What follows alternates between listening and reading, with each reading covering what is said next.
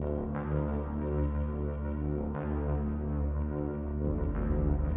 so nekje tiste moje misli, ki izhajajo že iz, rečemo, ko sem še pisal kolumne za razne računalniške revije. To so še študentskih časov. Takrat sem zelo dosti razmišljal o tem, kako ustvariti umetno življenje, oziroma kaj je umetno življenje in te navezave potem za delovanje možganov in podobno. Nihče ne trdi, da bo tehnologija nas kakorkoli v tem smislu zamenjala, ampak nekako bolj te misli, recimo kako nastanajo danes invencija, inovacija, kaj so te stvari, kako smo ljudje.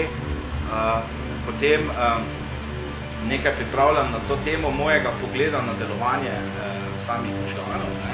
Predvsem jih gledam iz tega smisla, imamo male možgane, en košček, ki je zrastel nad njih.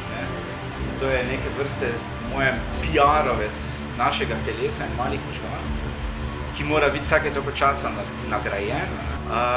Nekako se mislim tudi osredotočiti na tisto, kaj trenutno delamo najbolj na raziskovalnem področju.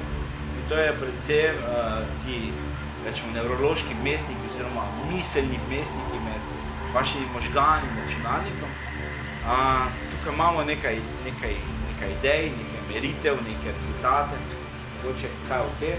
Tako da nekako bom poskušal iskati to razmišljanje o razvoju tehnologije skupaj z nekako našim družbenim udejstvovanjem, pa nekako recimo funkcionalnostjo teh naših interakcij med seboj in podobno.